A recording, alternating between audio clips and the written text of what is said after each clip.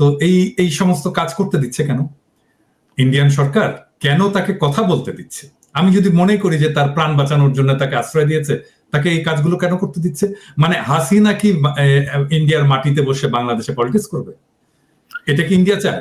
সবগুলো পালাচ্ছে, কোথায় পালাচ্ছে? ইন্ডিয়া পালাচ্ছে। মানে আওয়ামী লীগের লোকজন যে পালিয়ে যাচ্ছে, কোথায় আশ্রয় পাচ্ছে? ইন্ডিয়ায় যাচ্ছে। যারা ধরা পড়ছে ইন্ডিয়ার বর্ডারে ধরা পড়ছে। বিপ্লব পালালো, কোথায় পালালো? ইন্ডিয়ায় পালালো, তাই না? তো ইন্ডিয়া কি আসলে এটা বুঝেছে যে তারা তারা যে মিস্টেক করেছে সেখান থেকে ফিরে আসার আমি আমি একটা জেস্টার অফ গুডউইল বলে না, সেটা তো দেখাবো, সেটাও তো দেখাচ্ছে না তারা। আমি আপনাকে বলি, আপনি যদি কাউকে এগুলো করে পার পেয়ে যান, আপনি এটা করবেন, এটাই নিয়ম, জগতের নিয়ম। তাই আপনি পার পেয়ে যাচ্ছেন। এগুলো হচ্ছে, আপনি ধরেন, আমি আপনাকে একটা জিনিস বলি, ভারতের একজন বিচ্ছিন্নতাবাদী নেতা যদি বাংলাদেশে এসে আশ্রয় নেন, ভারত সেটা সহ্য করবে? এক্সাক্ট, যে $80 বিলিয়ন যেটা পাচার হয়ে গেছে আর কি, এই টাকাটা ফেরত আনাটা কি সম্ভব? হ্যাঁ, সম্ভব। এই বিষয়ে তো আমি এবং আমার দুজন কলিগ রিসেন্টলি লিখেছি। বিভিন্ন দেশ এই টাকা আনতে পেরেছে, এর জন্য বিভিন্ন মেকানিজম আছে। আমি খুব খুশি যে অন্তর্বর্তীকালীন সরকারের পক্ষ থেকে বিভিন্ন দেশের কাছে এই বিষয়ে সাহায্য চাওয়া হয়েছে। এই অর্থগুলো আইডেন্টিফাই করা খুব কঠিন কাজ নয়, এবং শুধু অর্থ নয়, বিভিন্ন জায়গায় প্রপার্টি করা হয়েছে, এগুলি আইডেন্টিফাই করা অসুবিধা নয়। কিন্তু কাজটা শুরু করে দিয়ে যেতে হবে, এটা দীর্ঘকালীন কাজ এবং এটা চালিয়ে যেতে হবে। আমার তো মনে হয় যে এইটার জন্য সরকার একটা বিশেষ টাস্ক ফোর্স তৈরি করুক। নানান রকম কমিশন তো করলো, আমরা যদি এই যা চলে গেছে তার একটা অংশ আনতে পারি, তাও সেটা তো আনা হলে তো দেশের টাকা, ভাই, আমাদের টাকা তো এভাবে চুরি করে নিয়ে যাবে, আমি হাত গুটিয়ে বসে থাকবো, তা তো হয় না। অনেক কিছুর মধ্যে এটা একটা বড় ইম্পর্টেন্ট জায়গা। বিভিন্ন রকম মেকানিজম আছে, জাতিসংঘ, ওয়ার্ল্ড ব্যাংকের মেকানিজম আছে। সুইজারল্যান্ড আফ্রিকার একটা দেশকে বিরাট একটা অংশের টাকা ফেরত দিয়েছে। এখন সুইস ব্যাংকে অনেক বিশাল পরিমাণ টাকা গেছে বলে আমরা জানি। তো আমরা তাদের সঙ্গে যদি আলাপ করি, হ্যাঁ, ব্রিটেনে এক মন্ত্রীর $1 বিলিয়ন সম্পত্তি, তো এটা তো আইডেন্টিফায়েবল। এমনকি সামিট গ্রুপের যে সম্পদ আছে সিঙ্গাপুরে, সেটাও তো বোধহয় ফেরত আনা সম্ভব। হ্যাঁ, কিন্তু কথা হচ্ছে যে এটা হচ্ছে একটা আইনি প্রক্রিয়া, সেটা শুরু করার জন্য তো আপনাকে প্রথম পদক্ষেপগুলি নিতে হবে। সেজন্য এই জিনিসটার জন্য দেরি করার দরকার নেই, কোনো কমিশনের রিপোর্টের জন্য বসে থাকার দরকার নেই। ইমিডিয়েটলি একটা টাস্ক ফোর্স করে দরকার। সরকার তো কিছু ব্যবস্থা নিচ্ছে, সেই ব্যবস্থার। প্রিয় দর্শক, রাষ্ট্রীয় গুরুত্বপূর্ণ বিষয়ে আমরা আলোচনা করব। তারই সূত্র ধরে আজকে আমরা আমন্ত্রণ জানিয়েছি আমার চ্যানেলে ডক্টর খলিলুর রহমানকে। আমরা ভারত বাংলাদেশ সম্পর্ক নিয়ে ডক্টর খলিলুর রহমানের সাথে আলাপ করব। ওনার আগে একটু পরিচয় দিয়ে নেওয়া দরকার যে ডক্টর খলিলুর রহমান কে। তিনি 1977 সালে অনুষ্ঠিত প্রথম নিয়মিত বিসিএস পরীক্ষায় প্রথম স্থান অধিকার করেন, করে পররাষ্ট্র মন্ত্রণালয়ে যোগ দেন ক্যারিয়ার ডিপ্লোম্যাট হিসেবে। একই বছর ঢাকা বিশ্ববিদ্যালয়ের অর্থনীতি বিভাগের MA পরীক্ষায় তিনি প্রথম শ্রেণীতে প্রথম হন। 80 থেকে 83 সালে তিনি আমেরিকার ফ্লেচার স্কুল অফ ল এবং ডিপ্লোমেসি, হার্ভার্ড ইউনিভার্সিটির কেনেডি স্কুল অফ গভর্নমেন্টের শিক্ষালাভ করেন। আইন এবং কূটনীতিতে MA এবং অর্থনীতিতে PhD ডিগ্রি অর্জন করেন। তারপরে দেশে ফিরে আসেন। এর আগে 1969 সালে তিনি ঢাকা বোর্ডে 6টি বিষয়ে লেটার নিয়ে SSC পাস করেছেন। উল্লেখ করা যেতে পারে যে আগে লেটার পেত সবাই যারা খুব ভালো ছাত্র ছিল, এবং ইউজুয়ালি 5টা বিষয়ে লেটার পেত। তো উনি 6টি বিষয়ে, ষষ্ঠ বিষয় ছিল বাংলায়। আমি কখনো দেখিনি কাউকে যে বাংলায় লেটার পেয়েছেন। খলিল ভাই প্রথম এবং প্রবাবলি একমাত্র যিনি বাংলাতেও লেটার পেয়েছিলেন। 1985 থেকে 91 তিনি নিউ ইয়র্কে জাতিসংঘের বাংলাদেশের স্থায়ী মিশনের সদস্য ছিলেন এবং জাতিসংঘের অর্থনৈতিক কমিটিতে বাংলাদেশের প্রতিনিধিত্ব করেন। 1991 সালে তিনি বিশেষ উপদেষ্টা পদে জাতিসংঘ সচিবালয়ে যোগ দেন এবং পরবর্তী 25 বছর নিউ ইয়র্ক এবং জেনেভায় বিভিন্ন গুরুত্বপূর্ণ দায়িত্ব পালন করেন, যার মধ্যে আছে জাতিসংঘের মহাসচিবের নির্বাহী দপ্তরে অর্থনৈতিক এবং সামাজিক উন্নয়ন বিষয়ক প্রধান, জেনেভাস্থ আংটাডের technology division trade policy analysis গ্রুপের প্রধান, জাতিসংঘ সদর দপ্তরে আংটাডের ব্যুরো চিফ, টেকনোলজি ব্যাংক সংক্রান্ত জাতিসংঘ মহাসচিবের হাই লেভেল গ্রুপের এক্সিকিউটিভ সেক্রেটারি এবং নন ট্যারিফ ব্যারিয়ার সংক্রান্ত জাতিসংঘের আন্তঃসংস্থা কমিটির সভাপতি, এই সমস্ত। তিনি জাতিসংঘের কয়েকটি ফ্ল্যাগশিপ রিপোর্টের প্রধান রচয়িতা, লিখেছেন 2001 সালের এলডিসি কনফারেন্সের প্রোগ্রাম অফ অ্যাকশন রচনার দায়িত্ব পড়েছিল তার উপরে। সেখানেই প্রথমবারের মতো এলডিসিদের রপ্তানি পণ্য ইউরোপিয়ান ইউনিয়নে ডিউটি এবং কোটামুক্ত প্রবেশাধিকার পায়, সেটা ওনার কাজের কারণেই। এই ব্যবস্থা থেকে বাংলাদেশের শিল্প খাত বিপুলভাবে উপকৃত হয়েছিল। এরপরে আরেকটি বিষয় না বললেই নয়, তিনি বাংলাদেশের ইস্ট ওয়েস্ট ইউনিভার্সিটির প্রতিষ্ঠাতা, এবং আপনারা জানেন যে গত জুলাই অগাস্ট বিপ্লবে ইস্ট ওয়েস্ট ইউনিভার্সিটির ছাত্ররা গৌরবজনক এবং বীরত্বপূর্ণ ভূমিকা রেখেছেন। এর বাইরে আরেকটি বিষয় না বললেই না, সেটা হচ্ছে যে আপনারা যারা আমার এপিসোডগুলো দেখেন, আমার এপিসোডগুলো করার আগে গত 3 বছর ধরে খলিল ভাইয়ের সাথে প্রায় প্রত্যেকটা এপিসোড করার আগে নানা বিষয়ে আলাপ করে ওনার সাজেশন, ওনার গাইডেন্স, ওনার ইনপুটস এ সমস্ত নিতাম। এবং আমার এপিসোডটা যাওয়ার পরে আমি প্রথম যাকে ফোন করতাম যে কেমন হয়েছে এটা, আপনার ফিডব্যাক কি। অধিকাংশ ক্ষেত্রেই উনি ভালো বলেছেন, বাট উনি ক্রিটিক করেছেন, সমালোচনা করেছেন, কোথাও বলেছেন যে এটা এভাবে না বললে। শুধু আমার ইউটিউবের ভিডিও না, আমার ফেসবুকের অ্যাক্টিভিটিসেও উনি অনেক জায়গায় মতামত দিয়েছেন, ক্রিটিক করেছেন, যেন আমরা এই অ্যাক্টিভিজমটাকে রাইট ডিরেকশনে নিয়ে যেতে পারি। তো অনেকেই বলেন আর কি যে আমার ভিডিওগুলো একটা বিধ্বংসী ভূমিকা ছিল। তো আমি যদি অর্জুন হয়ে থাকি তাহলে আমার পিছনের শ্রীকৃষ্ণ খলিল ভাই। খলিল ভাই, আপনাকে স্বাগতম আমার চ্যানেলে। আমরা খুবই আনন্দিত যে আজকে আপনি এসছেন, এবং আজকে আপনার কাছ থেকে আমরা শুনবো ভারত বাংলাদেশ কূটনৈতিক সম্পর্কের বিষয়। এবং আমার প্রথম প্রশ্ন যে হাসিনার শাসন আমলে ভারত বাংলাদেশ সম্পর্ককে আপনি কিভাবে মূল্যায়ন করেন? আপনাকে অজস্র ধন্যবাদ আমাকে আমন্ত্রণ জানানোর জন্য। আপনি আমার সম্পর্কে যা বললেন আমি অভিভূত বোধ করছি। এর জন্য আমি তৈরি ছিলাম না। অর্জুনের জায়গায় আমি নাই, তবে শ্রীকৃষ্ণের জায়গায় আমি নাই, অর্জুনের জায়গায় আপনি 100 ভাগ। তো যেটুকু আমি বলবো যে গত 3 বছর ধরে আপনার এই ফ্যাসিবাদ বিরোধী আন্দোলনের জন্য আপনি যা কিছু করেছেন এবং বাংলাদেশের স্বাধীনতা এবং সার্বভৌমত্ব পুনরুদ্ধারে আপনার যে বিশাল ভূমিকা, তার নিত্যদিনের সাক্ষী কিন্তু আমি দেখেছি। অনেক সময় আপনি আমাকে ফোন করেছেন, তখন প্যারিসে 4টা বাজে রাতে, আপনি ঘুমান নাই, হ্যাঁ, কাজ করে গেছেন। পরের দিন কিন্তু 3.5 কাজ। আর আপনার কাজ তো আমি জানি, এটা একটা অত্যন্ত গুরুত্বপূর্ণ কাজ করেন আপনি লরিয়াল কোম্পানিতে। অনেকেই বুঝবে না এই কাজের গুরুত্ব, বাট আই নো।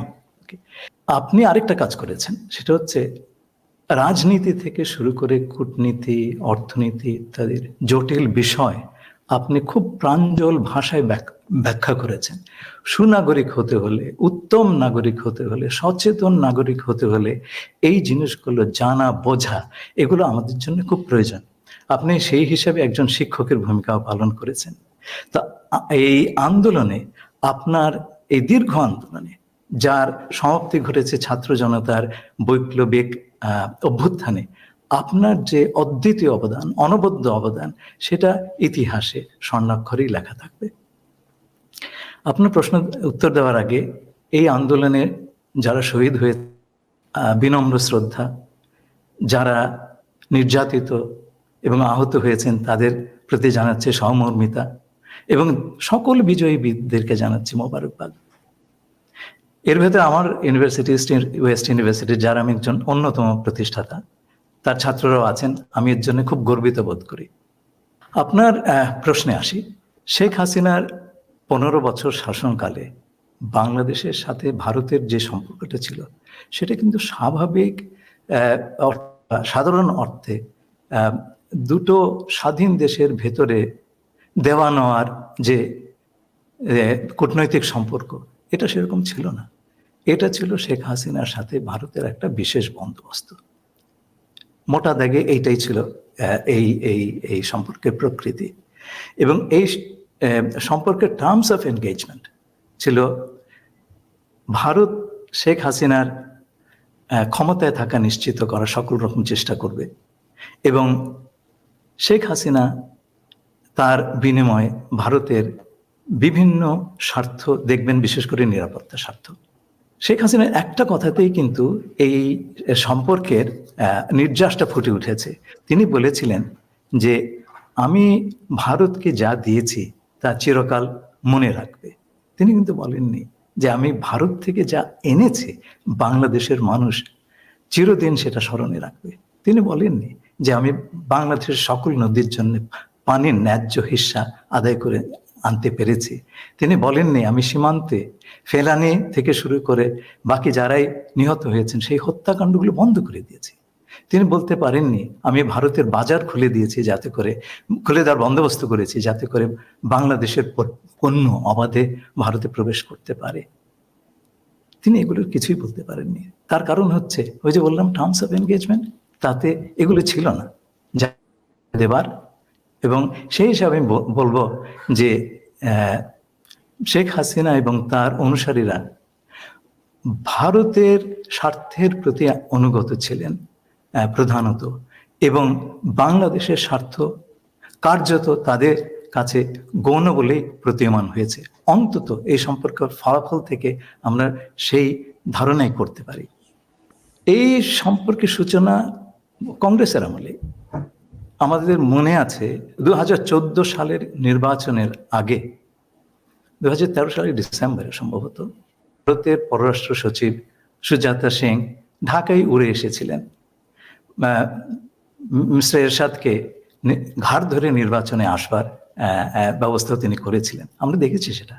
সেখান থেকে সেটা কিন্তু এই সম্পর্কের সূচনা লগ্নের একটা ঘটনা। এবং 14 সালের নির্বাচন কি হয়েছে সেটা আমরা জানি। এরপরে আমরা দেখেছি গত নির্বাচনে কিভাবে প্রেসিডেন্ট বাইডেনের বাংলাদেশে গণতন্ত্র পুনঃপ্রতিষ্ঠার যে এজেন্ডা ছিল সেটাকে ভারত কিভাবে ভণ্ডুল করে দিয়েছে, এবং এই কাজটাই এই ডামি নির্বাচনের পথটা প্রশস্ত করেছিল। এটা আমরা সেই তো সেদিন আমরা দেখলাম। হাসিনা এবং তার অনুসারীরা এজন্য বলেছি যে বাংলাদেশের স্বার্থের প্রতি চরম উদাসীনতা দেখিয়েছেন, এবং এজন্যে তার দলের একজন প্রার্থী বলতে পেরেছিলেন যে আমি হাসিনারও প্রার্থী, ভারতেরও প্রার্থী। আপনি ভাবা যায় এই কথা? একটা স্বাধীন দেশে এরকম একটা কথা কে বলবে? তো এই বিশেষ বন্দোবস্ত হিসেবে বাংলাদেশ কেবল তার ন্যায্য যে প্রাপ্তি সেটা থেকে বঞ্চিত হয়েছে তা নয়, বাংলাদেশের রাষ্ট্রের এবং বাংলাদেশের জনগণের অপূরণীয় ক্ষতি হয়েছে। তাতে আমাদের স্বাধীনতা এবং সার্বভৌমত্ব বিঘ্নিত হয়েছে। আমাদের মানুষের গণতান্ত্রিক অধিকার, বাক স্বাধীনতা এবং অন্য সকল ধরনের স্বাধীনতা বিলুপ্ত হয়ে গিয়েছিল। এই সময় আমরা স্বাধীনতা, সার্বভৌমত্ব, জাতীয় মর্যাদা, যে তিনটা শব্দ আমরা সবসময় ব্যবহার করতাম, আমরা বলেছি এই কথাটি। দ্বিতীয়, এবং আপনি দেখেন ওই সময়টাতে যে ভয়াবহ রকমের অমানবিকতা হাসিনা সরকার প্রদর্শন করেছে সেটা আমরা আমাদের জীবিত স্মৃতিতে দেখি নাই। যে ধরনের অপরাধ সংগঠিত হয়েছে, আপনার ধরেন বিচার বহির্ভূত খুন, তারপর আপনার গুম করে দেওয়া, ভুতুরে মামলা, লক্ষ লক্ষ, যারা আপনার বিরোধী মত বা বিরোধী দল দমনের এমন কোনো চেষ্টা নাই, করা হয় নাই। আপনি তো তার একজন ভিকটিম, থাকতে পারেননি দেশে। তো ধরেন এগুলো আয়নাঘর ভাবা যায়। আমার ওই আয়নাঘরের ছবিগুলো যখন দেখলাম, আমার নাৎসিদের কনসেন্ট্রেশন ক্যাম্পের কথা মনে হলো। আমাদের দেশের লোক হয়ে আমাদের দেশের মানুষকে এরকম একটা অবস্থায় ফেলে দেওয়া, আমি কিন্তু ভাই সেটা খুব একটা দেখি নাই। এছাড়া বাংলাদেশের অর্থনীতি আপনি চিন্তা করে দেখেন, ব্যাপক লুটপাট এবং টাকা পাচার করে আমরা আজকে এই অবস্থায় এসেছি। এই টাকাগুলো যদি বাংলাদেশে থাকতো, আমাদের রিজার্ভের কোনো সমস্যা থাকতো? আপনি বলেন। তো এই যে একটা ব্যবস্থা, এতে আমাদের যে সমস্ত ক্ষতি হলো সেই ক্ষতি অনেক কিছু পূরণ করা যাবে না। কিন্তু আয়রনিটা হচ্ছে, সুপ্রিম আয়রনি, এই এত সব আটঘাট বেঁধেও হাসিনা কিন্তু ক্ষমতায় থাকতে পারলেন না। তাকে অনেকটা চোরের মতো দেশ ত্যাগ করতে হলো তার সমর্থকদের দলকে ভয়ে ভয়ে একটা বিপদে ফেলে দিয়ে। এই ধরনের কাপুরুষতা আমরা এরশাদের কাছেও দেখি নাই। না, এরশাদ অনেক সাহসী ছিল। হ্যাঁ, সাহসী ছিল। এরশাদকে বলা হয়েছিল যে আপনি চলে যান, এরশাদকে কিন্তু এই প্রস্তাবটা দেওয়া হয়েছিল যে আপনি চলে যান, এরশাদ কিন্তু রাজি হয়নি। জি। তো দেখেন, আর অন্যদিকে ভারতও তো রাখতে পারলো না এই ব্যবস্থাটা। বাংলাদেশের ছাত্র জনতার শক্তির সামনে টিকতে পারলো না। এটা কিন্তু একটা ইম্পর্টেন্ট জিনিস। এবং ভারত সংক্রান্ত বিভিন্ন রকমের ভয় টয় ছিল মানুষের ক্ষেত্রে, সবগুলো কেটে গেল। তো আমার মনে হয় যে এটা ভারতের পররাষ্ট্রনীতি এবং বাংলাদেশ নীতির জন্য বড় রকমের একটা ধাক্কা। এটা ঠিক যে এটা তো ধাক্কা, অবশ্যই ধাক্কা। তো এখন ভবিষ্যতে এরপরে আমাদের পররাষ্ট্রনীতি বা ভারত নীতি কিভাবে নতুন ভাবে বিন্যাস হবে, আপনার কি মত? ভারত কি করবে সেটা সম্পর্কে কিছু আন্দাজ করতে পারি। আমি আমার দীর্ঘ কর্মজীবনে বিভিন্ন ভারতীয় ডিপ্লোম্যাট, বেশ অনেক নামি দামি ডিপ্লোম্যাটের সঙ্গে সান্নিধ্যে এসেছি, তাদের সঙ্গে কাজ করেছি। আমার ধারণা ভারতে বিজ্ঞ অভিজ্ঞ ব্যক্তিবর্গ আছেন নীতি নির্ধারণ মহলে, তারা নিশ্চয়ই অনুধাবন করছেন যে বাংলাদেশে একটা ব্যাপক পরিবর্তন হয়ে গেছে এবং ওই পরিবর্তন, এটা আগের অবস্থায় ফেরত যাবে না। There will be no business as usual. কিন্তু এই জিনিসটা তাৎক্ষণিকভাবে মেনে নেওয়াটা কিছু অসুবিধা আছে। কিন্তু অন্যদিকে মেনে না নিলে পরে একটা দীর্ঘমেয়াদে টেকসই প্রতিবেশী সুলভ সম্পর্ক তৈরি করার কাজটাও দীর্ঘতর হবে, দুষ্কর হবে, অন্যান্যরাও এর ভেতরে ঢুকে যাবে, কাজটা কষ্টকর হবে ভারতের জন্য। যেটা বললাম, ভারতের হাসিনার এই পতন ভারতের জন্য একটা নীতি বিপর্যয়। আমরা কংগ্রেসের আগে এটা শুরু হয়েছিল, কিন্তু এটা শেষটা হলো মিস্টার মোদির আমলে। যে কোনো সরকারের জন্য এই ধরনের একটা বিপর্যয় মেনে নেওয়া কঠিন, দেশের জনগণের জন্য মেনে নেওয়া কঠিন। এবং একটা জিনিস খেয়াল করবেন, মিস্টার মোদি কিন্তু এখন নিরঙ্কুশ ক্ষমতার অধিকারী না, তিনি একজন কোয়ালিশন সরকারের প্রধান। ভারতের কোয়ালিশন সরকারগুলোর আগে কি পরিণত হয়েছে আমরা তো জানতাম। তো এই জিনিসটা মেনে নেওয়া, বাংলাদেশের পরিবর্তন মেনে নেওয়া, বাংলাদেশের এই নীতি বিপর্যয় ভারতের, এটা মেনে নেওয়া তার জন্য রাজনৈতিকভাবে খুব সুখপ্রদ নাও হতে পারে। এর জন্য আমার ধারণা ভারতের এক ধরনের পরিকল্পিত অস্বীকৃতি বা ক্যালকুলেটেড ডিনায়াল সেটা চলছে। এটা শুরুটা কিন্তু আমরা আন্দোলনের সময় থেকেই দেখতে পেয়েছিলাম। আপনার খেয়াল আছে যে বাংলাদেশে নিযুক্ত ভারতের শীর্ষ ডিপ্লোম্যাটরা, সাবেক শীর্ষ ডিপ্লোম্যাটরা, অনেক অনলাইন অফলাইন কমেন্টেটররা যখন এই আন্দোলন একটা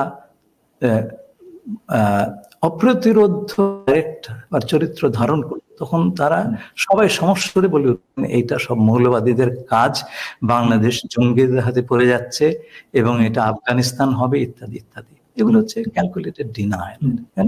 এই জিনিসটা তো এখনো রাহুল গান্ধী এখনো বলেছে উগ্রপন্থার উত্থান হচ্ছে আমেরিকায়। তো এটা আমরা শুনলাম, শুনে দুঃখও পেলাম। তবে এটা মানে ব্যাপারটা অবাক হওয়ার কিছু নাই, তাদের এক ধরনের ফোবিয়া আছে, তো এটা তো আমাদের বুঝতে হবে। আর তাদের ফোবিয়াটা কি, তাদের ভয়টা কি বাংলাদেশকে নিয়ে? না, তাদের ভয়ের ব্যাপার তো না, এটা স্বার্থের ব্যাপার। আমি আসবো সেই জায়গাটাতে, স্বার্থের ব্যাপার।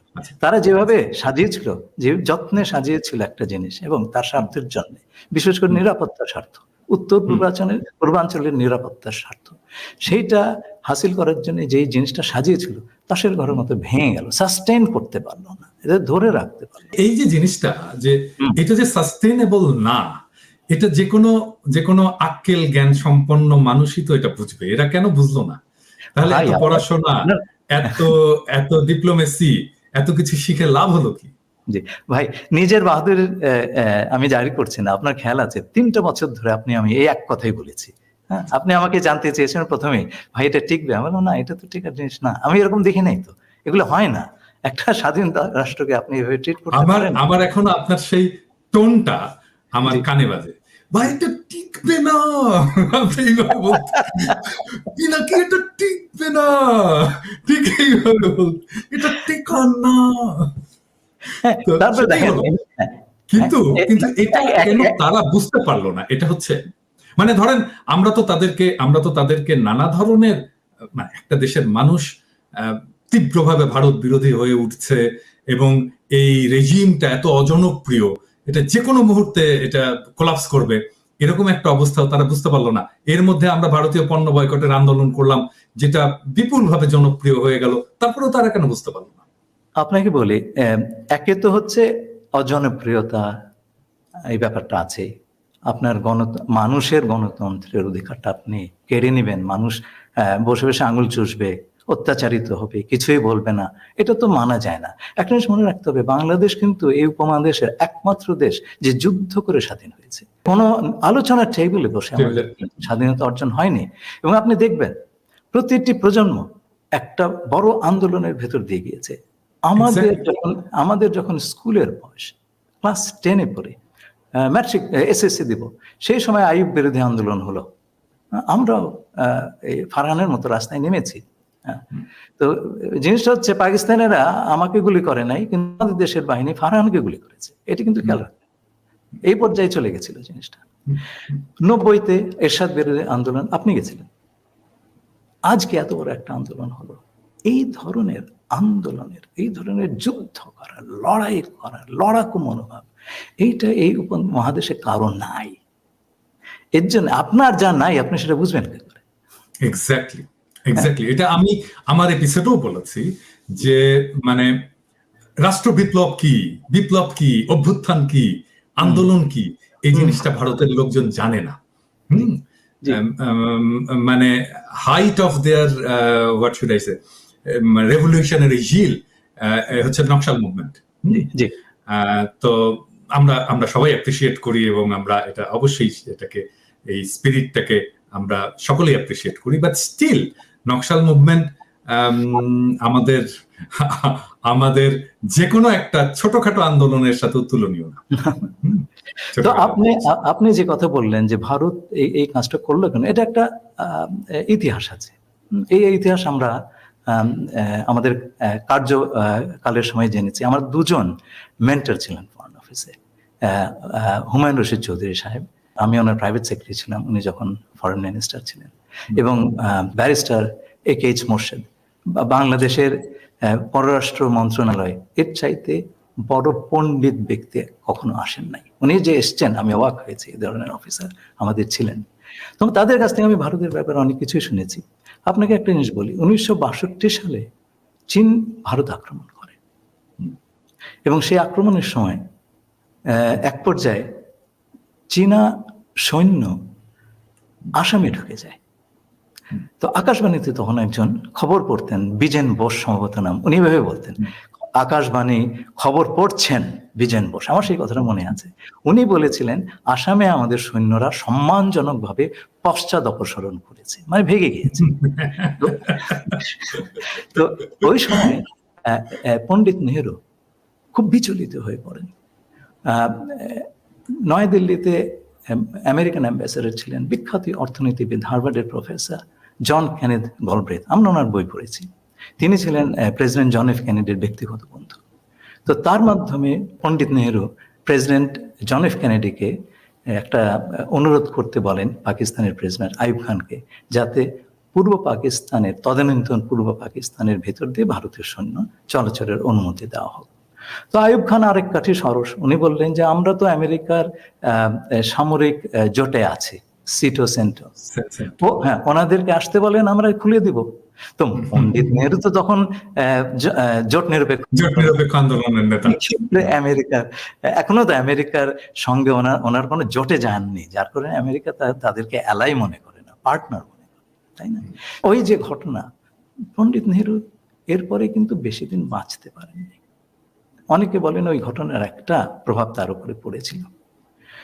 তো ধরেন তার কন্যা যখন দেখলেন বাংলাদেশ যুদ্ধের সময় তারা একটা সুযোগ পেলেন বাংলাদেশকে ওই ব্যবহার করা সেভেন সিস্টারের সঙ্গে সংযোগের জন্য, সেই সুযোগটা হাতছাড়া করতে চাইলেন না। এর জন্য বাংলাদেশের প্রবাসী সরকারের সঙ্গে তারা একটা 25 বছরের চুক্তি করেছিলেন। সেই চুক্তির কথা আমি হুমায়ুন রশিদ চৌধুরী সাহেবের কাছ থেকে শুনেছিলাম। উনি তখন দিল্লিতে প্রবাসী সরকারের প্রতিনিধি। প্রবাসী সরকারকে তখনও ভারত স্বীকৃতি দেয় নাই, হ্যাঁ, সরকার হিসেবে আমলে নেয় নাই। তারপরে তার সঙ্গে এই চুক্তিটা করে। চুক্তি করার পরে অ্যাক্টিং প্রেসিডেন্ট সৈয়দ নজরুল ইসলাম সাহেব খুব সজ্জন ব্যক্তি ছিলেন, উনি অজ্ঞান হয়ে পড়েন। চুক্তিটা এতই আত্মঘাতী ছিল।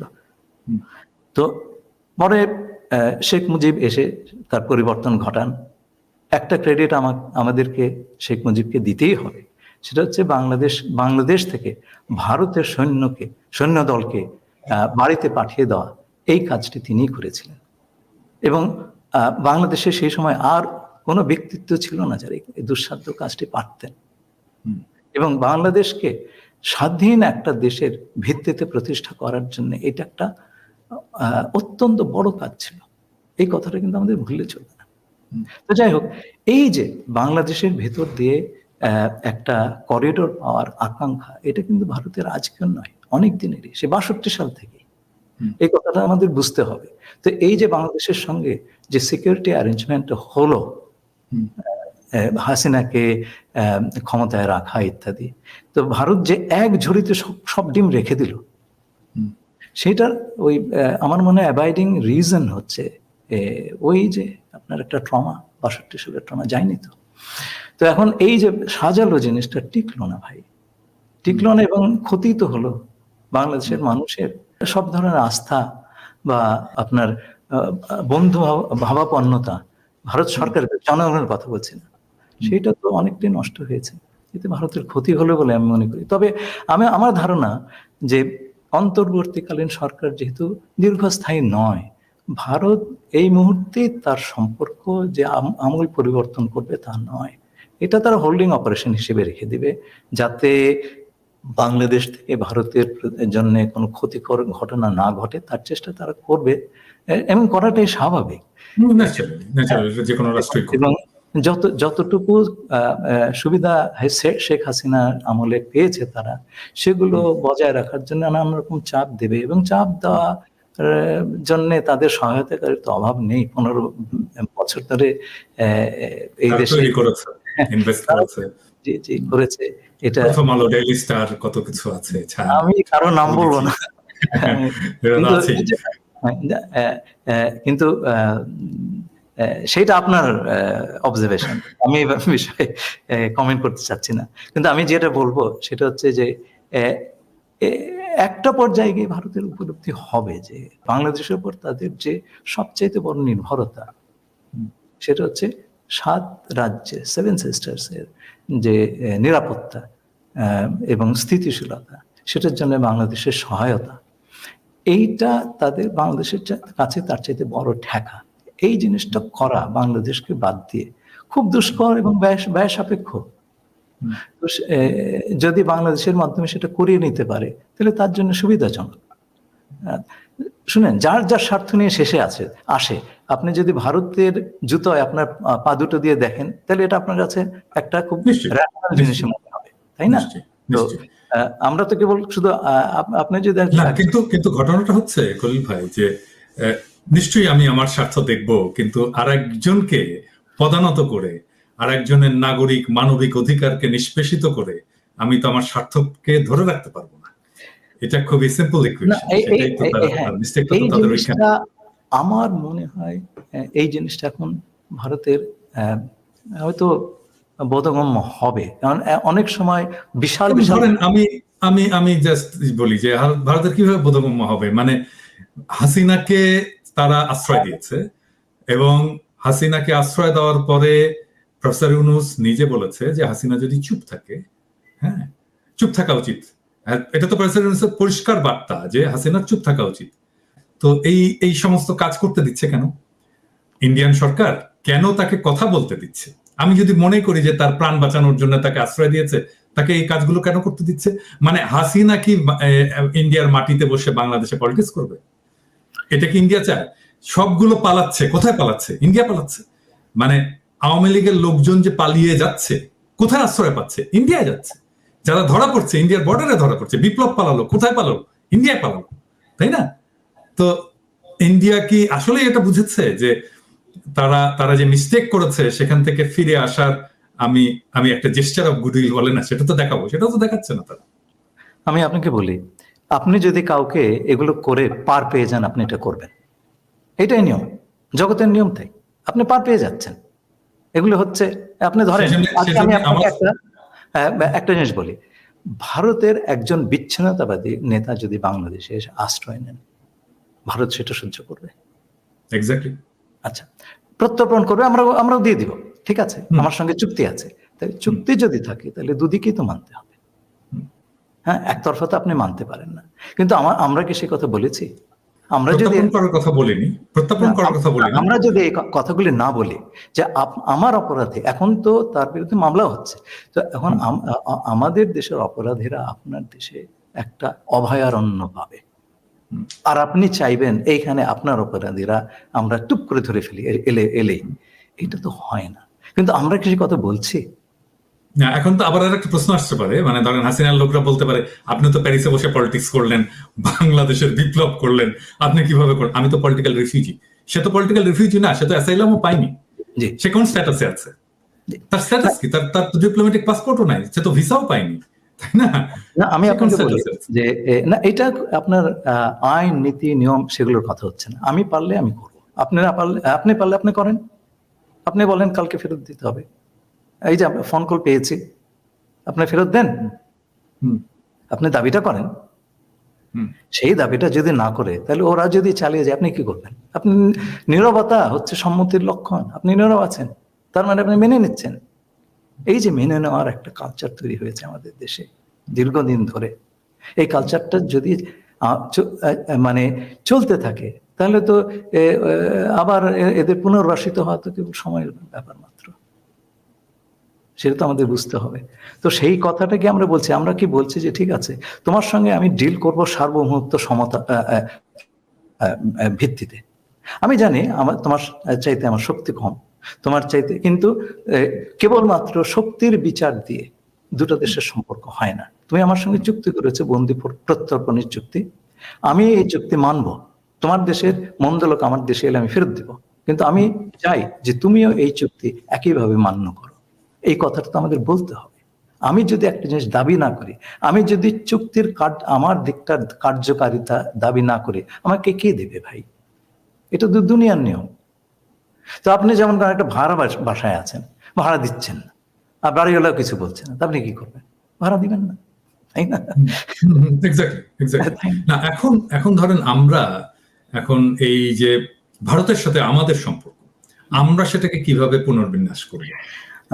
কেমন হবে এখন আমাদের ভারতের সাথে আমাদের সম্পর্ক? আচ্ছা, তো সেটা হচ্ছে যে কথাটা আপনাকে বললাম, যে আমাদের সঙ্গে ভারতের এই আলাপটা একটু শেষ করে নিই। ভারত যেটা করবে সেটা হচ্ছে হোল্ডিং অপারেশনের, বেশি কিছু করবে বলে আমার মনে হয় না। বরঞ্চ দীর্ঘমেয়াদে আমাদের দেশের সঙ্গে সম্পর্ক স্থাপন করার জন্য তার ন্যাশনাল কোর্স হবে, যারা আগামীতে ক্ষমতায় আসতে পারে বা একটা বড় রোল প্লে করতে পারে, তাদের সঙ্গে সম্পর্ক স্থাপন করা, যেটা চায়না অলরেডি শুরু করে দিয়েছে। তারপরে তাদের যারা অনুগত অনুসারী, যারা আপনার এখন ক্ষমতা থেকে ছিটকে পড়েছে, তাদেরকে পুনর্বাসন দেওয়া এবং ভবিষ্যতে ক্ষমতার কাছাকাছি নিয়ে আসা, এই ধরনের চেষ্টা করবে। এবং যে কোনো একটা দেশ অন্য দেশে তার বন্ধুভাবাপন্ন লোকজন ক্ষমতার কাছাকাছি থাকুক, সেটাই চায়। এটি তো স্বাভাবিক কথা, আমাদের সেটা বুঝতে হবে। কিন্তু আমরা যেটা চাই না সেটা হচ্ছে সে আগের ব্যবস্থা যেন ফিরে না আসে। এবং সেইটা ফিরে না আসার জন্য সবচাইতে বড় বিষয় হচ্ছে আপনার একটা ওই বন্দোবস্তটার ধ্বংসস্তূপের উপরে একটা অটোনমাস ফরেন পলিসি তৈরি করা। আমি অটোনমাস বলছি বা স্বয়ং আত্মনির্ভরশীল বলছি, ইন্ডিপেন্ডেন্ট বলছি না, কারণ আজকালকার পরস্পর নির্ভরশীল পৃথিবীতে আপনি সম্পূর্ণভাবে ইন্ডিপেন্ডেন্ট কোনো একটা ফরেন পলিসি তৈরি করতে পারবেন না। এইটা একটা বড় চ্যালেঞ্জ আমাদের এই ইন্টারিম গভর্নমেন্টের সামনে। রাষ্ট্র সংস্কারের কাজটা সম্পূর্ণ হবে না যদি আপনি পররাষ্ট্র সম্পর্কের বিষয়টা সংস্কার না করেন। যেই জায়গায় চলে গিয়েছিল বাংলাদেশের ফরেন পলিসি বলে কিছু ছিল না, আপনাকে সেটা তো পুনরুদ্ধার করতে হবে, পুনর্নির্মাণ করতে হবে, এবং সেটা পুনর্নির্মাণ করতে হবে এমনভাবে যেটা আমাদের স্বার্থ সমুন্নত রাখে। আমি আসবো, কিন্তু তার আগে আমি আরো দুটো চ্যালেঞ্জের কথা বলে নিচ্ছি। প্রথম চ্যালেঞ্জ হচ্ছে এই সরকারের সামনে ভারত যে ধরনের চাপ দেবে বা দিচ্ছে সেগুলো মোকাবিলা করা, এবং সেইটা না করতে পারলে, সঠিকভাবে না করতে পারলে এই ফ্যাসিবাদের সমর্থকদের পুনর্বাসন সহজতর হবে, এটা আপনি ঠেকাতে পারবেন না। এবং তাহলে পরে এত মানুষ কেন শহীদ হলেন, রক্ত দিলেন, হ্যাঁ, আহত হলেন, চোখের অশ্রু, এমনকি দু একটা এক্সাম্পল দিতে পারেন যে যেখানে ভারত এর মধ্যে চাপ দিয়েছে এবং আমরা সাকসেসফুলি সেটাকে মোকাবেলা করতে পারিনি, দু একটা এক্সাম্পল? না, আমি বরঞ্চ বলবো সাকসেসফুলি যেটা মোকাবেলা করেছি। হ্যাঁ, যেমন আমাদের প্রধান উপদেষ্টা প্রফেসর ইউনূস দ্ব্যর্থহীনভাবে বলেছেন যে ভারত যে কাজটি করছে, যে বাংলাদেশে জঙ্গি উত্থান ইত্যাদি, এগুলো এক্সাজারেশন, হ্যাঁ, এগুলোর কোনো ভিত্তি নেই। হ্যাঁ, তো সেখানে উনি খুব জোরের সঙ্গে রিফিউট করেছেন। উনি হাসিনা সম্পর্কেও যথেষ্ট শক্ত ভাষায় বলেছেন ইটস টু আর্লি, এখনো এই বিষয়ে এক ধরনের কোনো জাজমেন্ট দেওয়া বা কোনো রায় দেওয়ার সময় আসেনি। আমাদের আরো আমি আজকে একটা এপিসোড রেডি করছিলাম, এই যে ধরেন রাহুল গান্ধীর যে বক্তব্য, যে উনি বললেন যে বাংলাদেশে উগ্রপন্থার উত্থান হচ্ছে, এটার কিন্তু একটা রিবাটাল দিয়েছেন আমাদের পররাষ্ট্র উপদেষ্টা তহিদ সাহেব। উনি বলেছেন এটা সত্য নয়। হ্যাঁ, মানে আমার এটা শুনে খুবই মেজাজ খারাপ হয়েছে। মানে এটা তো কোনো শক্ত প্রতিবাদ হলো না। এটা সত্য নয় মানে কি? উনি কি ট্রাইব্যুনালে দাঁড়াইছেন আর রাহুল গান্ধী কি তাকে জেরা করতেছে যে বলবে আপনি কি এটা করেছেন? না, এটা সত্য নয়।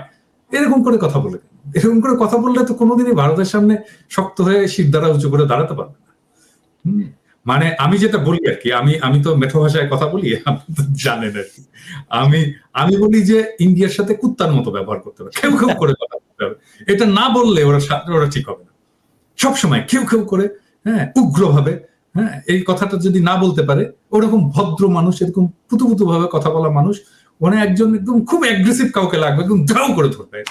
হ্যাঁ, কথা বললে খাও করে ধরবে। জয়শঙ্কর তো এরকম খাও খাও করে, তাই না? জয়শঙ্কর তো এরকমই খাও খাও করে, মানে ভদ্র ভাষায় করে কিন্তু খাও খাও করে। তো ওই রকম একজন লাগবে, ভেরি অ্যাগ্রেসিভ। তাছাড়া এই ইন্ডিয়ার এই ইয়েগুলোকে সামলানো যাবে না। ভাই, আপনি এই যে এই কথাটা বললেন, শক্ত ভাষায় আপনি দেখেন না, আমি তো আমেরিকায় থাকি। আমেরিকার সবচেয়ে শক্তিশালী দেশ পৃথিবীতে, সে অর্থনীতি বলেন, সমরশক্তি বলেন, তো সেই দেশের পক্ষে খুব শক্ত ভাষায় কথা বলা সম্ভব। আমাদের সমস্যাটা কোথায় জানেন? 15 বছর ধরে আমরা এক ধরনের ভোকাবুলারি বা ভাষায় অভ্যস্ত হয়ে গেছে, যেমন বন্ধু দেশ, রাইট, এই ধরনের ভাষা, তাই না? আচ্ছা, এবং এক ধরনের ভারত ভীতির রেশ রয়ে গেছে, এখনো রয়ে গেছে বাংলাদেশে। হ্যাঁ, মনে করতো যে মানে একেবারে জেমস বন্ড, রয়ের এজেন্ট মানে একজন জেমস বন্ড। হ্যাঁ, কিন্তু আমরা তো এইটা ভুলে যাচ্ছি কেন, যে এত সব জিনিস টিকলো না আমাদের ছাত্রদের সামনে, এটা তো ভুলে গেলে হবে না, তাই না? তো এর জন্য আমার মনে হয় যে কথাটাতে আমি একটু পরে আসবো, নতুন ফরেন পলিসির কথা আমি আসবো সেটাতে, কিন্তু আমি প্রথম যেই চ্যালেঞ্জের কথা বললাম, ভারতের চাপ, এই চাপ নেওয়াটা এবং খুব শক্তভাবে এই চাপ নেওয়াটা, এটা খুব প্রয়োজন। সেকেন্ডলি, ভারতের নীতি বিপর্যয়ের কারণে এক ধরনের কৌশলগত আপনার শূন্যতার সৃষ্টি হয়েছে, এবং এই শূন্যতার সুযোগ কিন্তু এখানকার সক্রিয় নানান ধরনের শক্তি বা স্বার্থ, স্থানীয় বা বিদেশি, তারা নেওয়ার চেষ্টা করবে। আমরা কি এই ব্যাপারে সচেতন আছি? আমরা বুঝতে পারছি কি এই যারা এই বাংলাদেশে নিজের স্বার্থ হাসিলের জন্য বর্ষি ফেলছেন, তারা কি আমাদের স্বার্থের বিরুদ্ধে কাজ করছেন? আমরা কি একটা ফুটন্ত কড়াই থেকে জ্বলন্ত চুলায় পড়ে যাব? এই বিষয়গুলি কেউ ভাবছেন? আমাদের যে অবস্থার উদ্ভব ঘটছে, বিশেষ করে আমাদের আশেপাশের অঞ্চলের অস্থিতিশীলতার কারণে যে পরিস্থিতিতে আমরা পড়েছি, সেই পরিস্থিতি ভেতরে যদি এই ধরনের স্বার্থ বাংলাদেশে এই ধরনের শক্তি ঢুকে যায়, সেটা মোকাবেলা করার পূর্ব অভিজ্ঞতা বা ইনস্টিটিউশনাল ক্যাপাসিটি তো আমরা সেই রকম আমাদের নাই। তো এই জিনিসটা তো আমাদের খুব ভালো করে হ্যান্ডেল করতে হবে, সামাল দিতে হবে। তা নাহলে পরে তো সরকার থাকা দূরের কথা, দেশই টিকবে না ভাই। এটা আমার একটা বড় রকম, আমি রাতে ঘুমাতে পারি না এই কথা ভেবে। এই নিয়ে আমাদের বিস্তর আলোচনার দরকার আছে। এই হ্যাঁ, বিভিন্ন লোক এখন আসবে বিভিন্ন দেশ থেকে, তার নানান রকম স্বার্থ। এই তো আমাদের আমাদের আমেরিকান বন্ধু আসছে আর কি, তো না, ডোনাল্ড। শুধু তাই নয়, ধরেন যারা অ্যাক্টিভ ছিল না অ্যাক্টিভ হচ্ছে, হ্যাঁ, অনেকে তার সুর বদল করছে, নতুন নতুন অ্যালায়েন্স তৈরি করার চেষ্টা করছে। আমাদের দেশের ভেতরেও নানান দল, নানান মতের লোকজন নানান রকম কাজ করছে। there is no method in this madness। তো যার কারণে এটার মানে শেষ কোথায় গিয়ে দাঁড়াবে সেটা আমি ঠিক বুঝতে পারছি না। তো এই নিয়ে এই বিষয়টা নিয়ে যদি সরকার খুব বেশি রকম যথাযথ আপনার নজর না দেয়, আমরা বিপদে পড়ে যেতে পারি। এখানে আরেকটা বিষয় একটু আমি বলতে চাই, সরকার তো ডেফিনেটলি সরকার তো এটা দেখবেই, কিন্তু আসল স্টেক হোল্ডার, আমাদের পাওয়ারের আসল স্টেক হোল্ডার তো আমাদের পলিটিক্যাল পার্টিগুলো, এবং আমরা যদি খুব স্পষ্টভাবেই বলি বিএনপি এবং জামাত, তারা এই দুই বৃহৎ রাজনৈতিক দল যারা এই ফ্যাসি বিরোধী আন্দোলনের লড়াইয়ে আমাদের দুইটা প্রধান বিরোধী রাজনৈতিক দল হচ্ছে বিএনপি এবং জামাত। এই বিএনপি এবং জামাতের ভেতরে ইন্টারনালি এই যে গ্লোবাল রাজনীতি, গ্লোবাল পলিটিক্স, গ্লোবাল প্লেয়ার, এদের ব্যাপারে কি এদের সাথে ডিল করার সাফিসিয়েন্ট ক্যাপাসিটি কি ইন্টারনালি তাদের আছে? না, ডাইরেক্ট হয়ে গেল। না, ডিল করা তো অনেক পরের কথা। জিনিসগুলি যা ঘটছে সেটা বোঝারই তো সক্ষমতা আছে কিনা সেটাই তো দেখতে হবে। আপনি আগে বুঝবেন, তারপরে ডিল করবেন। একটা সময় কিন্তু ছিল, তো সেইগুলি ছিল। এক পর্যায়ে গিয়ে 2 বছর হোক, 1 বছর হোক, 1.5 বছর হোক, দেশের দায়িত্ব তো ইলেক্টেড বা নির্বাচিত প্রতিনিধিদের উপরই পড়বে, তাই না? এই অবস্থা তো চিরকাল থাকবে না, আনলেস সামথিং এলস হ্যাপেন্স, অন্য কিছু ঘটে না গেলে। আচ্ছা, তো এবং অন্য কিছু ঘটে যাবে না সেটা কিন্তু আপনি দিব্যি এখন কেউ সার্টেন না। We are in a very volatile situation. তো এই অবস্থাতে তবু আমি বলবো যে ঠিক আছে, বছর দেড়েক পর একটা নির্বাচন হলো, যারা এলেন তারা কি আর দে প্রিপেয়ার যে এই যে একটা বিশেষ বন্দোবস্ত হলো আর কখনো বাংলাদেশে আসবে না? এই যে দেখেন, নাৎসিরা ইহুদিদের কত বড় ক্ষতি করেছে, এবং ইহুদিরা কি বলেছিল, নেভার এগেইন, আর কখনো ঘটবে না, ঘটতে দেয় না। তারা যা কাজ করছে তাদের সেইগুলো আমাদের পছন্দ অপছন্দের কথা আমি বলছি না, আমি বলছি তারা করতে দেয়নি, ছোট্ট একটা জাতি করতে দেয়নি। আমরা তো অনেক বড় জাতি। এই যে আমাদের অনেক সময় বলা হয় ছোট দেশ, আমরা তো ছোট দেশ না ভাই। সারা পৃথিবীতে 195টা দেশ আছে, তার মধ্যে পপুলেশনের দিক থেকে, জনসংখ্যার দিক থেকে আমরা অষ্টম, 195 মধ্যে অষ্টম। এবং আমাদের ইকোনমির সাইজ টোটাল জিডিপি এটা হচ্ছে পৃথিবীর 35তম ভাই। আচ্ছা, এবং আমাদের পার ক্যাপিটা ইনকাম, গড় আয় ভারতের কাছাকাছি, প্রায় সমান। 1 বছর তো এটা ভারতকে ছাড়িয়ে গেছিল। তো এইরকম একটা দেশ, তো আমাদের তো একটা অটোনমাস ফরেন পলিসি ডেভেলপ করাই দরকার, এবং এই কাজটা এই সরকারের শুরু করে দেওয়া দরকার। কিন্তু আলটিমেটলি এটার বার্ডেন পড়বে ইলেক্টেড যে সরকার আসবে, নির্বাচিত সরকারের উপরে। এবং এর জন্য ধরেন বেশ কিছু জিনিস দরকার। একটা হচ্ছে আমাদের সকল পলিসিতে, বিশেষ করে পররাষ্ট্র নীতিতে জনগণের মালিকানাটা দরকার। দেখেন, এই অনির্বাচিত কিংবা ভুয়া নির্বাচিত সরকারগুলি কিভাবে আমাদের স্বার্থ বিলিয়ে দিয়েছে, এটা আমি এরশাদ সাহেবের সময় দেখেছি। উনি গঙ্গা নদীর পানিতে একটা গ্যারান্টি ক্লজ, এটা জিয়াউর রহমান সাহেবের সময়, BM আব্বাস সাহেব আমাদের পানি নেগোসিয়েটর ছিলেন, অত বড় পানি নেগোসিয়েটর আমরা কখনো পাইনি। তিনি গ্যারান্টি ক্লজের বন্দোবস্ত করেছিলেন, এরশাদ সাহেব ছেড়ে দিলেন ক্ষমতায় থাকার জন্য। তারপরে তো গত 15 বছর দেখেছি আমাদের যে সমস্ত স্বার্থ কিভাবে বিলিয়ে দেওয়া হয়েছে, এটা যেন গণিমতের মান। হ্যাঁ, তো এই জিনিসটা যেন না হয়, অনির্বাচিত সরকার কিংবা ভুয়া নির্বাচিত সরকার যেন না আসে।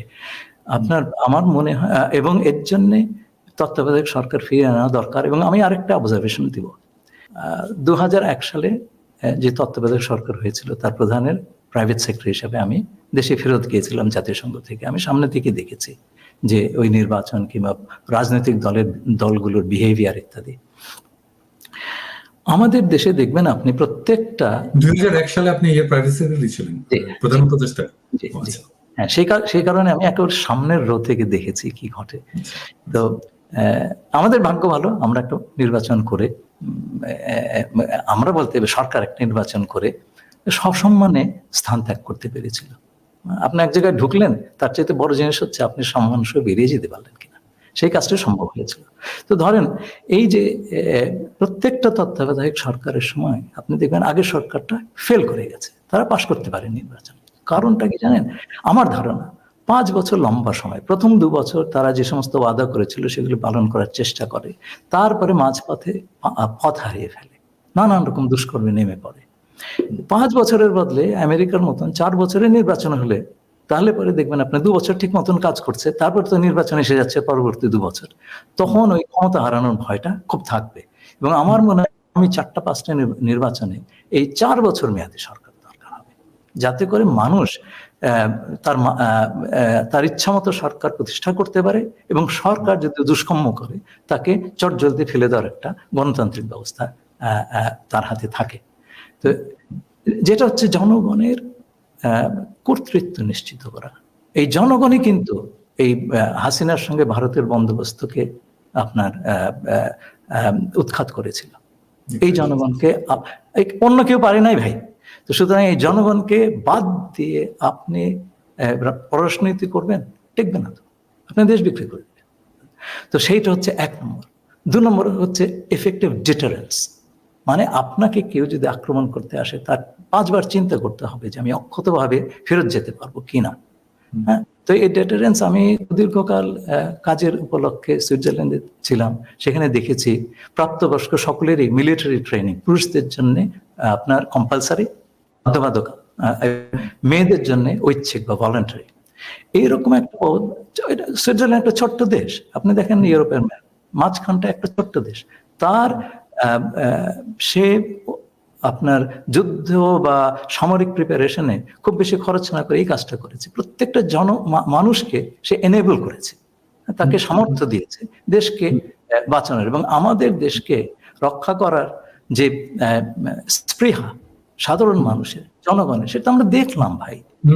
তো সেই জনগণকে আপনি, সেই বিশেষ করে যুব সমাজকে আপনার এনেবল করতে হবে। এই দেশকে দুর্যোগের সময়, এই যে বন্যার সময় আমরা দেখলাম, ট্রাফিক নিয়ন্ত্রণের সময় দেখলাম, যে কোনো দুর্যোগের সময় আমার দেশ আক্রান্ত হলেও তারা যেন দেশের জন্য দাঁড়িয়ে যেতে পারে। তো এই জিনিসটা যদি বাইরের শত্রুরা জানে বা মিত্ররা জানে, তারা আমাদের সঙ্গে দুষ্কর্ম করার আগে 3 বার চিন্তা করে দেখবে। 3 নম্বরটা হচ্ছে ফরেন সার্ভিস। আমাদের ফরেন সার্ভিসে, আমি তো সেই সার্ভিসের লোক, খুব মেধাসম্পন্ন ছেলে প্রতি বছর যায়, কিন্তু যখন দেখবেন সর্বোচ্চ লেভেলে ডিপ্লোমেসি নাই, দেশ বিক্রি করার চেষ্টাই হচ্ছে আসল, তখন ডিপ্লোমেসি কিন্তু কিছু বিশেষ করার থাকে না, চাকরি করতে হয় বেচারাদের পারে। কিন্তু একটা অটোনমাস ফরেন পলিসি, যেখানে আমাদের দেশের স্বার্থটা হবে প্রধান, যেখানে যে কোনো দেশের সঙ্গে আমার পার্টনারশিপ হবে স্বার্থের ভিত্তিতে, কোনো বন্ধু শত্রু বলে কিছু নাই। এই যে সকলের সঙ্গে বন্ধুত্ব, শত্রুত্ব, এগুলো হয়েছিল কোল্ড ওয়ারের সময়। আমাদের তো জন্ম কোল্ড ওয়ারের সময়, সেখানে পৃথিবীটা 2টো ভাগে ভাগ ছিল, হ্যাঁ, পুঁজিবাদী সমাজবাদী ভাগ। যারা সেই একটাতেও যেতে চায়নি তারা জোট নিরপেক্ষ করেছে, এবং তাদের নীতি ছিল সমদূরত্ব বজায় রাখা এই জোটের থেকে, সবার সঙ্গে বন্ধুত্ব, কারোর সঙ্গে শত্রু না, কাউকে আমি খাপাবো না। সেই দিন কবে গত হয়ে গেছে। তো আমাদের চিন্তা পাল্টায় নাই, চিন্তা তো বদলাতে হবে। এখন হচ্ছে যে আপনার স্বার্থগত নৈকট্য, আমি যেটাকে একটা সাম্প্রতিক নিবন্ধে বলেছি ভ্যারিয়েবল জিওমেট্রি। যার সঙ্গে আমার স্বার্থের ব্যাপার আছে তার সঙ্গে আমি কাজ করব, তার সঙ্গে আমার স্বার্থের নৈকট্য থাকবে। আর যার সঙ্গে আমার স্বার্থের বিরোধ হবে তার সঙ্গে স্বার্থগত দূরত্ব থাকবে। আমাদের সকল কিছুই হবে আমাদের জাতীয় স্বার্থকে সর্বোচ্চ আদায় করা। এর বাইরে ফরেন পলিসি আর কোনো কিছু, সব দেশে তাই করছে আজকাল, তা এর বাইরে আর কোনো কথা নাই। তো এই জিনিসটা একটা মানে নতুন কাডর অফ ডিপ্লোমেসি, এক্সিস্টিং যারা আছে তাদেরকে তো এই জিনিসগুলি আত্মস্থ করতে হবে। সেজন্য যদি সর্বোচ্চ পর্যায় থেকে আমাদের একটা অটোনমাস ফরেন পলিসি, আত্মনির্ভর ফরেন পলিসির প্রতি আনুগত্য, কমিটমেন্ট, হ্যাঁ, এবং সবসময়কার প্রচেষ্টা থাকে, তাহলে পরে কিন্তু এই জিনিসটা সাকসেসফুল হতে পারে। তো আমি আমাদের ফরেন সার্ভিসের কলিগদের নিয়ে খুবই গর্ববোধ করি, তাদের সঙ্গে আমি কাজ করেছি, আমারই অনুজ সকলে। আমি মনে করি যে ওইরকম একটা পলিসি যদি তাদের হাতে দেওয়া হয়, they will be able to implement it very, very well. আরেকটা জিনিস আমাদের মনে রাখতে হবে যে আমাদের দেশে একটা বদনজির হয়ে গেছে যে বিভিন্ন মন্ত্রণালয় নিজের ডিপ্লোমেসি করে। হ্যাঁ, আপনি আমি কোনো বিশেষ মন্ত্রণালয়ের কথা বলবো না, একটা দূত এলো দেখা করতে, অনেক সময় দেখা যাচ্ছে যে আপনার এক ধরনের ইনফেরিয়রিটি কমপ্লেক্স থেকে, হ্যাঁ, তো বিদেশিদের খুশি করার একটা প্রবণতা আছে আমাদের দেশে, আমি দেখেছি। হ্যাঁ, দিয়ে দিল, আরে তুমি কি তোমার বাবার জিনিস দিলে নাকি? এটা তো দেশের স্বার্থ। তো এই খণ্ডিত ডিপ্লোমেসি, হ্যাঁ, বা বিভিন্ন মন্ত্রণালয় তার নিজের ডিপ্লোমেসি করবে, কোনো কোঅর্ডিনেশন থাকবে না, ফরেন অফিস জানবেও না কি হচ্ছে। আমি আমার পলিটিক্যাল স্বার্থ এগিয়ে নিচ্ছি, আরেকজন সেটা আমাদের অন্য জায়গায় বিক্রি করে দিচ্ছে বা কম্প্রোমাইজ করে দিচ্ছে, এটা তো চলবে না। তো এই একটা সমন্বিত মেকানিজম দরকার। সেই মেকানিজমটা আমরা তৈরি করিনি কখনো, যে আমাদের ফরেন পলিসি সেটা আপনার কূটনৈতিক হোক, রাজনৈতিক হোক, অর্থনৈতিক হোক, কমার্শিয়াল হোক, হ্যাঁ, যেটাই হোক, সামরিক কূটনীতি হোক, সামরিক কূটনীতি তো কেবলমাত্র জেনারেল সাহেবরা চালাবেন তা তো নয়, it's part of overall diplomacy. Connect করতে হবে তো সবগুলিকে। তো এই যে সমন্বয়, এই সমন্বয়ের কোনো বন্দোবস্ত বাংলাদেশে পর্যন্ত করা হয়নি। এখন আমার মনে হয় এই কাজটাও এই সরকার করে যেতে পারে, একটা নতুন মেকানিজম, যাতে করে আমরা এই যে আজকে বিভিন্ন শক্তি বিভিন্নভাবে বাংলাদেশে ঢুকে পড়ছে, এখন যদি সকল আপনার প্রধান স্তম্ভ সরকারের, যেমন সামরিক বাহিনী কিংবা ধরেন ফরেন অফিস কিংবা হোম মিনিস্ট্রি, তারা যদি একসঙ্গে বসে এই জিনিসটা বোঝার চেষ্টা করে, তাহলে তার ইফেক্টিভনেস অনেক বেশি হবে। খণ্ডিতভাবে এটা তো হবে না ভাই, হয়তো কাজটাই হবে না। তো এই জিনিসটা আমাদের বুঝবার সময় হয়েছে এবং এই কাজটা করবারও সময় হয়েছে। আচ্ছা, ইফেক্টিভ ডিটারেন্স বলে আপনি বললেন যে বাধ্যতামূলক সামরিক ট্রেনিং, যেটা আমরা অনেকেই প্রমোট করছি, বলছি, সেটা তো আছেই। আর অন্য কিছু কেউ বলতে চান না, আমি জানি না কেউ বলতে চান না কেন। মানে ধরেন আমার মিলিটারি মাইট নিয়ে আমি কেন বলবো না, আমার মিলিটারি মাইট কেমন হতে পারে। হ্যাঁ, যেমন আমি আমার একটা এপিসোডে বলেছি যে আমাদের লং রেঞ্জ মিসাইল লাগবে, এমন রেঞ্জের মিসাইল লাগবে যেই মিসাইলটা দিল্লিতে আঘাত আনতে পারে। মানে ডেফিনেটলি আমি তো আমার উপরে আক্রমণ করলে আমি যেন ওখানে মারতে পারি, সেই ব্যবস্থাটা যেন আমার থাকে। তো এটা কি হতে পারে না মানে এফেক্টিভ ডিটারেন্স? আমি জানি আপনি ডিপ্লোম্যাট, আপনি এইভাবে কথা বলবেন কিনা, বাট কিন্তু সাধারণ মানুষের বোঝার উপযোগী করে তো এটা বলতে হয়। আমি যে কথাটা বলবো যে এগুলো তো ডিটেইলের ব্যাপার, আমি যে কথাটা বলবো যে আমাদের এমন কিছু করা উচিত, এমন পর্যায়ে করা উচিত যাতে আমাদের পর আঘাত করার আগে কেউ আঘাত করার 50 বার চিন্তা করে যে এটা সামাল দিতে পারবো কিনা। সেটা আপনি নানান ভাবেই করতে পারেন, কিন্তু আমার ধারণা সেটা হচ্ছে আমাদের দেশের মানুষ যদি আমাদের প্রতিরক্ষায় বিপুলভাবে অংশগ্রহণ করে, সেটা যে কোনো মিসাইলের চাইতে অনেক বেশি ইফেক্টিভ। তা তো বলি। আচ্ছা, এর বাইরেও আমরা কি কোনো আঞ্চলিক সামরিক জোট তৈরির পথে অগ্রসর হতে পারি? না, এটা আমি বলবো এটা ঠিক নয়। আমাদের এটাও আমি বলতে ভুলে গেছি, বলা দরকার ছিল, যে আমাদের যে ইন্দো প্যাসিফিক অঞ্চলে যে ডেভেলপমেন্টগুলি হচ্ছে, আমরা কিন্তু একটা ইন্ডিপেন্ডেন্ট অ্যাক্টর হিসেবে আবির্ভূত হতে পারি, কারো লেজু হওয়ার দরকার নেই। আমাদের সেই শক্তিটা আছে, আমরা বুঝতে পারছি না আমাদের কি শক্তি আছে, কিন্তু আমাদের ছাত্র জনতা শক্তিটা দেখিয়ে দিয়েছে আমাদের কাছে। আমরা যদি সেটা বুঝতে না পারি, আত্মস্থ না করতে পারি, সেটা তো আমাদের দোষ। হ্যাঁ, তো সেই শক্তি আমাদের আছে তো ভাই। এবং আমি মনে করি যে কোনো জোটে যাওয়া তো দরকার নাই। আমি কেন কোনো জোটে যাব?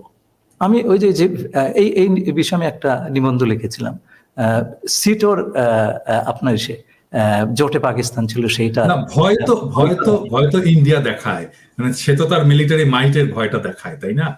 তাহলে কি আপনার না, এখানে আমাদের সমস্ত রকম দেশের থেকে প্রাপ্তি আছে। আমার চীনের কাছ থেকেও প্রাপ্তি আছে, পশ্চিমের কাছ থেকেও প্রাপ্তি আছে। আমার সবচেয়ে বড় মার্কেট হচ্ছে পশ্চিম। আমি তো এমন কিছু করবো না যেহেতু পশ্চিম মার্কেট বন্ধ করে দেয়, তাই না? আচ্ছা, এবং আমাদের কালচারাল যোগাযোগ সেই আপনাদের ব্রিটিশ আমলের থেকে পশ্চিমের সঙ্গে, তাই না? আপনিও তো পশ্চিমে একটা দেশে বসে আছেন, আমিও তাই। আচ্ছা, এগুলো তো হঠাৎ করে কিছু নয়, এটা একটা প্যাটার্নের অংশ। তো আমরা সেই রাস্তা বন্ধ করতে চাই না, আমরা চীনের রাস্তা বন্ধ করতে চাই না, ভারতকে আমরা শত্রু ভাবতে চাই না, আমরা কিন্তু চাই না।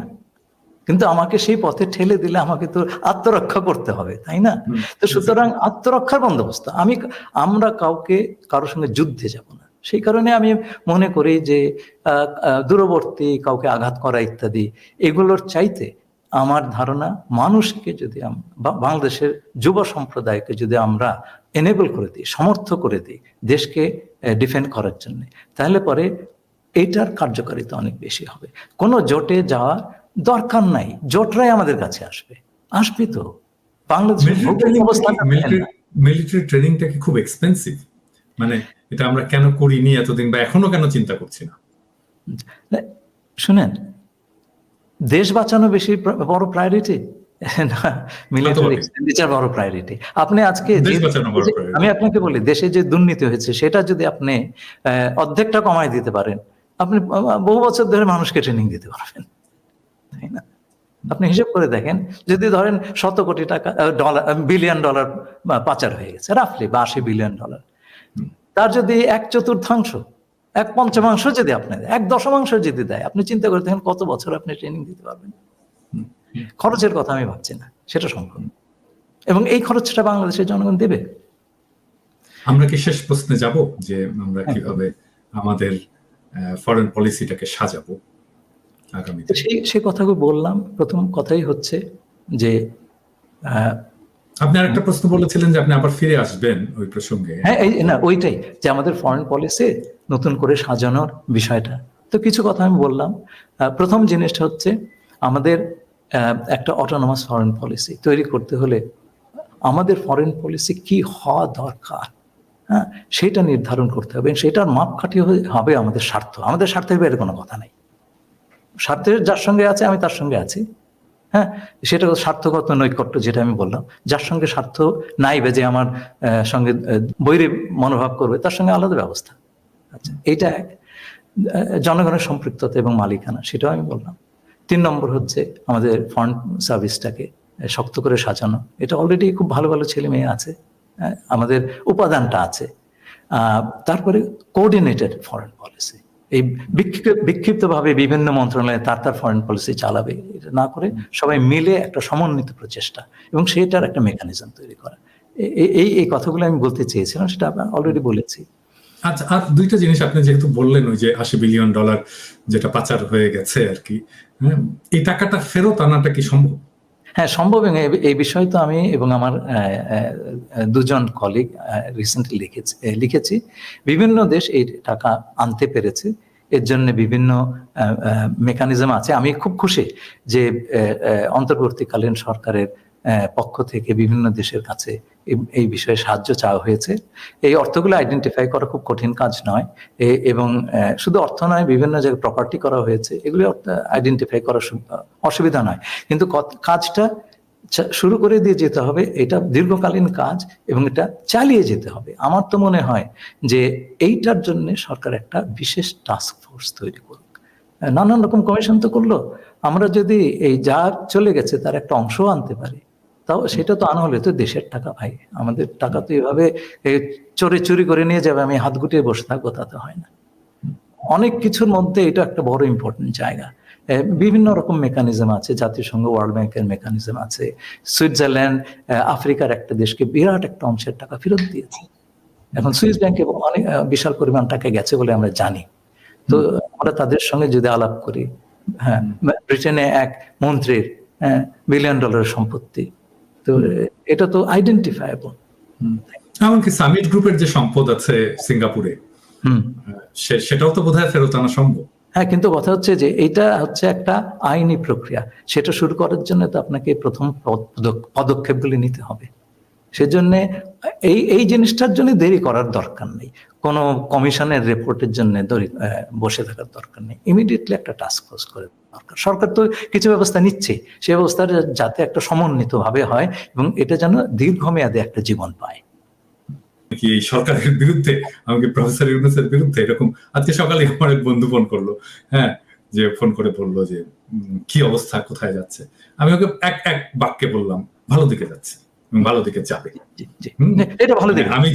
আমি যতই ক্রিটিসিজম করি না কেন, ক্রিটিসিজমটার লক্ষ্যটা হচ্ছে যে আর কেউ যেন না করে ক্রিটিসিজমটা, হ্যাঁ, এবং সরকার যেন সঠিক রাস্তায় থাকে, যে রাস্তায় এই শ্যাডো ক্যাবিনেটের আলাপের সময় তো আমরা সেই কথাটাই দুজনে আমরা আলাপ করেছি যে অন্য কারো হাতে এই বেসামাল সমালোচনার ভারটা দেওয়া যাবে না, একটা গঠনমূলক সমালোচনা, এবং এর মাধ্যমে একটা দৃষ্টান্ত উপস্থাপন করা হচ্ছে যে এই ধরনের সমালোচনা সম্ভব। হ্যাঁ, সরকারকে গালাগালি না করে তার যে আপনার গালাগালির লাইসেন্স আছে, আমার নাই। তো সরকারকে গালাগালি না করেও কঠোর ভাষায় বলা যায়, এবং তাতে যে সরকার তার কোর্স পরিবর্তন করে। হ্যাঁ, এবং আমি দেখেছি আপনার কথায় সরকার অনেক কিছু পরিবর্তন করছে।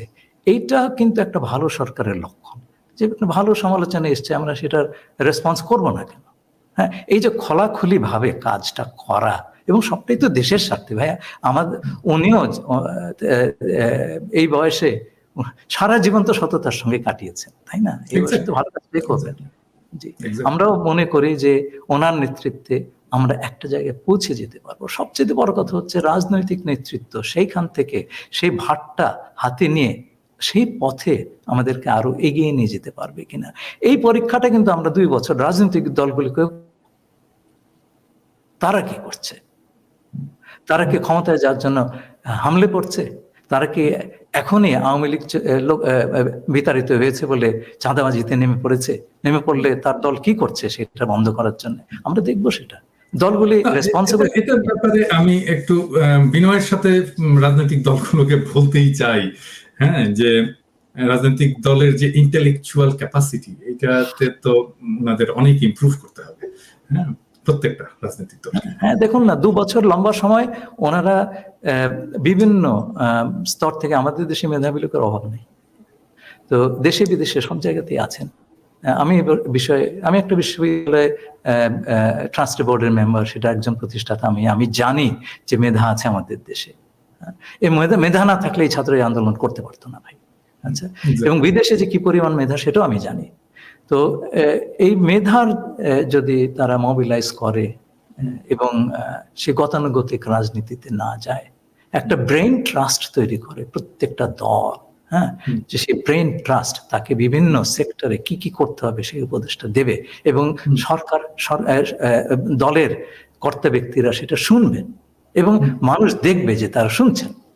আচ্ছা, এই কাজ না করলে পরে তো আমরা সেই আগের জায়গাতে পৌঁছে যাব। আগের জায়গায় পৌঁছে যাওয়ার জন্য কিন্তু মানুষ শহীদ হয় নাই, রক্ত দেয় নাই, অশ্রু বিসর্জন। ওই ইন্টেলেকচুয়াল অ্যাসেটটা যদি ডেভেলপ না করে রাজনৈতিক দলগুলো, তাহলেই বিপদ। মানে ধরেন, আমি যদি বলি আর কি, ধরা যাক যে বিএনপি ক্ষমতায় গেল, তাহলে আমাদের বাণিজ্য মন্ত্রী কি হবে? কেউ কি বলতে পারবে? মানে এটা কিন্তু আমাদের বলতে পারা উচিত ছিল, তাহলেই বুঝতে পারতাম যে বিএনপি প্রিপেয়ার্ড।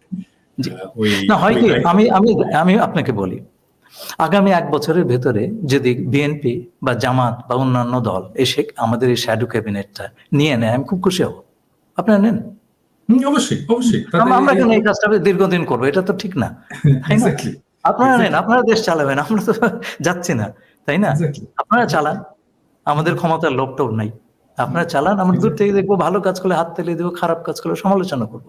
কিন্তু আপনারা দেশ চালাবেন অথচ এখন থেকে দায়িত্ব নিবেন না, এটা তো হয় না। 2 বছর আপনাদের প্রিপারেশন টাইম, আপনারা প্রিপেয়ার্ড হন, আপনার দলগুলো ওইভাবে সাজান, মানুষ বিশ্বাসটা দেন যে সরকারটা হবে জনগণের এবং সরকার মেধার ভিত্তিতে চলবে। আন্দোলনটাই তো মেধার চলেছিল, তো মেধার ভিত্তিতে দেশটা চলবে। দেশের স্বার্থটা ওইভাবে আদায় করা হবে এবং স্বার্থের প্রতি, আমাদের স্বাধীনতা, সার্বভৌমত্ব এবং আঞ্চলিক অখণ্ডতার প্রতি আমাদের আনুগত্য সমুন্নত রেখে কোনোভাবে কম্প্রোমাইজ করা যাবে না। আপনাকে অনেক ধন্যবাদ। ভাই, আমরা শেষ করছি।